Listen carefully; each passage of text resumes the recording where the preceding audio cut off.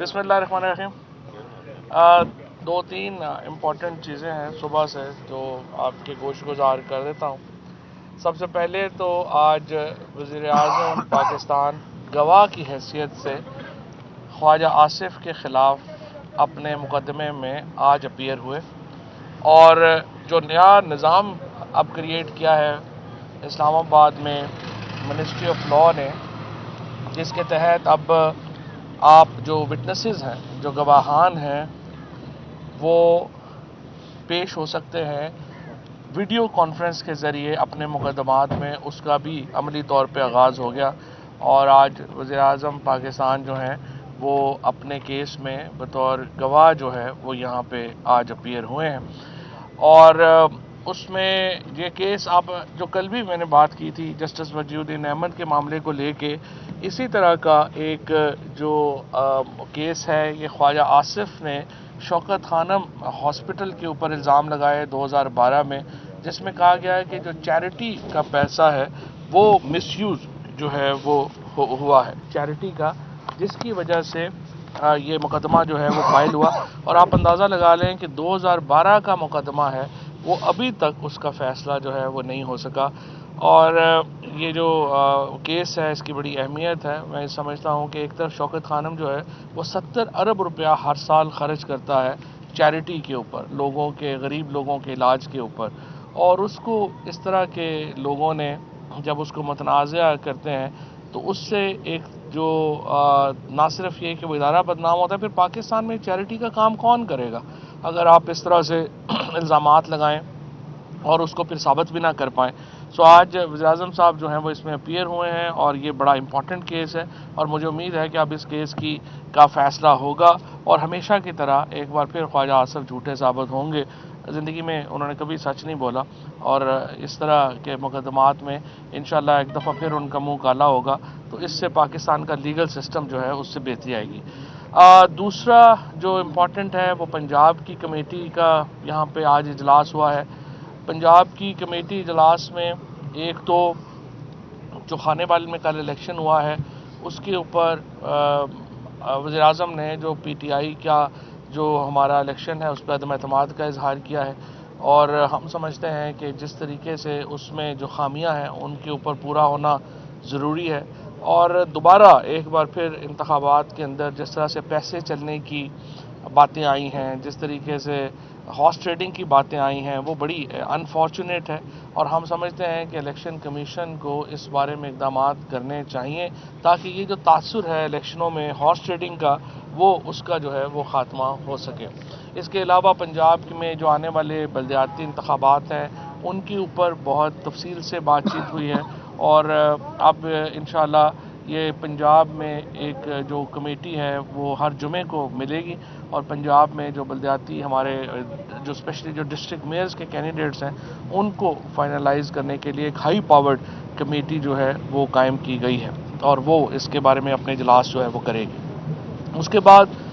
Spokes persons کی meeting ہوئی، جس میں سب سے پہلے جو ہمارے وزیر ہیں انرجی کے حماد اظہر صاحب، انہوں نے گیس کے اوپر بریفنگ دی ہے۔ اس وقت جو سوئی ناردرن کے تقریباً 2300 انڈسٹریل یونٹس ہیں، ان میں سے 1800 جو ہیں ان کو گیس کی سپلائی جو ہے وہ جاری ہے۔ 100%۔ یہ 2300 میں سے 1800 کو جو ہے وہ مکمل جاری ہے، اور جو باقی آج ایپٹما نے کیا ہے اس میں پرابلم یہ ہے کہ یہ جو ایک چھوٹا سا گروپ ہے، یہ حکومت امپورٹ کرتی ہے تقریباً 2100 روپے سے 2300 روپے تک کی گیس جو ہے وہ ہمیں پڑتی ہے۔ یہ کہہ رہے ہیں ہمیں 600-700 روپے میں جو ہے وہ دے دی جائے، جو ظاہر ہے ممکن نہیں ہے، اور اس سے بھی وہ بجلی کے پلانٹ چلاتے ہیں جو کہ ہمارے پاس پہلے ہی ایکسیس ہے، اور پھر یہ جو کیپٹیو پلانٹس ہیں یہ ان ایفیشینٹ ہیں، اور ان کو گیس دینے کا مطلب یہ ہے کہ ہم ڈومیسٹک جو ہمارا کنزیومر ہے اس کا جو گیس آ بھی رہی ہے وہ بھی پھر مکمل طور کے اوپر اس کو ہم ختم کر دیں۔ تو جو منسٹری آف انرجی کا اور حماد اظہر صاحب کا موقف ہے، دو باتیں ہیں۔ ایک تو وہ کہتے ہیں کہ آپ مہنگی گیس ہم جو گورنمنٹ منگواتی ہے اس کو ہم ایک حد سے زیادہ سستی آگے نہیں دے سکتے، نمبر 2 آپ کے پاور پلانٹس جو ہیں وہ انیفیشینٹ ہیں، اور نمبر 3 آپ کو پہلے ہی بہت سبسڈیز جو ہیں وہ دی جا چکی ہیں، اور مزید سبسڈی دینا اس میں جو ہے وہ درست اس لیے نہیں ہوگا کہ یہ گیس سے آپ بجلی بنا رہے ہیں، گیس یوز نہیں کر رہے ہیں تو بجلی ہمارے پاس پہلے ہی ایکسیس ہے، اور اس کے اوپر بھی ایک رعایتی نرخ جو ہے وہ چل رہے ہیں اور آپ کو وہ استعمال کرنے چاہیے۔ اسی طریقے سے جو کراچی کا اس وقت ایشو ہے، وہاں پہ جو 50 ٹاپ ایکسپورٹرز ہیں ان کو گیس جو ہے وہ دی جا رہی ہے، لیکن کراچی میں جو ڈومیسٹک نیٹ ورک ہے وہ SNGPL سے دگنا ہے، لہٰذا وہاں پر مسئلہ جو ہے وہ زیادہ ایکویٹ ہے، زیادہ شدید ہے، اور اس لیے میں نے پہلے بھی یہ عرض کیا تھا کہ گیس جو ہے وہ پاکستان میں ڈپلیٹ ہو رہی ہے، 9% پچھلے سال ہوئی تھی، 9% ابھی ہو رہی ہے، سو یہ بڑی جلدی ہمارے پاس اپنے، اور دوسرا ایک بات اور بھی ذہن میں رکھیے، جو بہت لوگ بات کرتے ہیں کہ اگر آپ وقت پہ گیس منگوا لیتے یا اس وقت پہلی بات تو یہ گیس وقت پہ منگوائی گئی ہے، اور 12 جو اوور آل جو ہماری کیپیسٹی ہے کیریجز کی، وہ تمام جو ہیں وہ یہاں پہ آئے ہیں۔ جو آپ امپورٹ کرتے ہیں یہ آپ ڈومیسٹک یوز میں نہیں دیتے کیونکہ یہ بہت مہنگی ہے، اور ڈومیسٹک یوز میں اس کو دینا جو ہے وہ فیزیبل نہیں ہے، یہ صرف جو ہے وہ انڈسٹری کو دی جاتی ہے، سو اس کے اوپر جو ہے وہ ایک ڈیٹیل بات ہوئی ہے۔ اس کے بعد شہزاد اکبر صاحب نے شہباز شریف کے معاملے کے اوپر ڈیٹیل بریفنگ دی ہے۔ جو اس وقت شہباز شریف کا معاملہ تھا، آپ کو یاد ہوگا 1 سال پہلے یہ الزامات سامنے آئے تھے کہ شہباز شریف، حمزہ شہباز اور جو باقی لوگ ہیں وہ منی لانڈرنگ میں ملوث ہیں، اور اس طرح ہی اکاؤنٹ آپریٹ کیے گئے جیسے اومنی گروپ کے اکاؤنٹ جو ہیں وہ زرداری نے آپریٹ کیے، زرداری گروپ نے تو یہ کیا، کچھ شرم حیا رکھی کہ انہوں نے وہ گروپ جو ہیں وہ اکاؤنٹ ڈائریکٹلی آپریٹ نہیں کیے، لیکن شہباز شریف اور حمزہ شریف نے یہ اکاؤنٹ ڈائریکٹلی آپریٹ کیے، اور جس طرح ابھی شہزاد اکبر نے بھی اپنی پریس کانفرنس میں ڈیٹیل بتایا ہے، 18 لوگ ہیں جن کے 17,000 اکاؤنٹس جو ہیں،